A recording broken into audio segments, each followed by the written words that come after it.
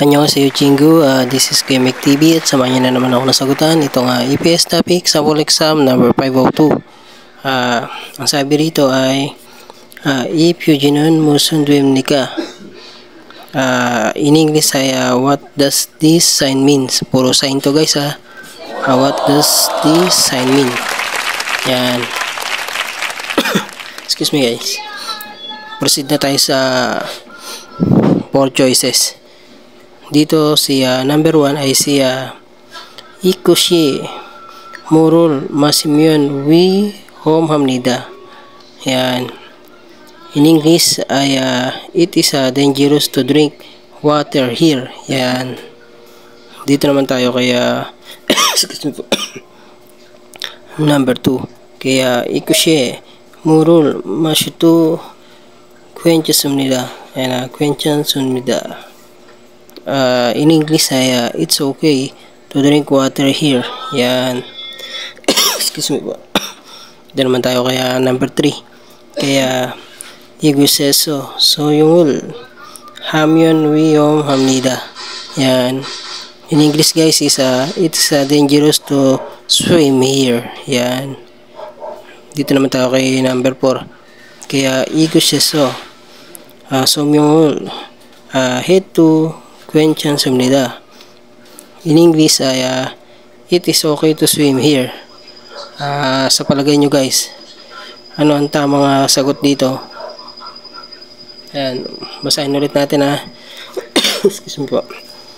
Sabi dito ay if Yujinon Musun Duemnika. Yan. In English ay what does this sign mean? Yan. Ulitin natin. Si number 1 ay si Igushi Murul Masimyon Wiyom Hamnida. Yan. In English it is dangerous to drink water here. Yan. Dito naman tayo kaya number 2 kaya Igushi Murul Mashutu Kwenchasumnida. In English it is okay to drink water here. Yan. Dito naman tayo kaya number 3 kay Iguseso Soyungul Hamyon Wiyom Hamnida. In English it is dangerous to swim here. Yan. Dito naman tayo kaya number 4 kaya Iguseso Somyungul Hedo Kwenchasumnida.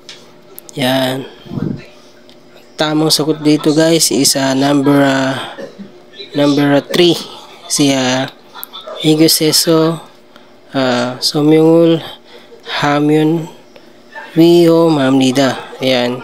It is dangerous to swim here. Makikita nyo naman sa sign, no? Dangerous talaga. Pinagbabawal yan. Bawal. Ayan guys, sana meron na naman kayo natutunan. At ako nga pala yung nagpapasalamat sa lahat ng aking mga followers dahil sa patuloy na pagsuporta.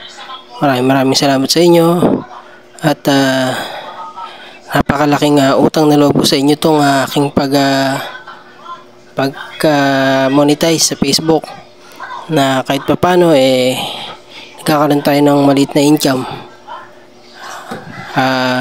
Yun, maraming salamat sa inyo at sana ay patuloy nyo pa rin akong suportahan. KLT21 batch 3. Yan, sana kahit na makalis kayo ng Korea batch 1, batch 2, batch 3, sana ma-share nyo pa rin tong aking video para naman kahit papano yung mga mag-exam ngayong KLT22 mapanood din nila to at magkaroon sila ng idea sa mga gantong sagot sa mga sign. Yan, maraming salamat sa inyo guys. Kamsahamnida.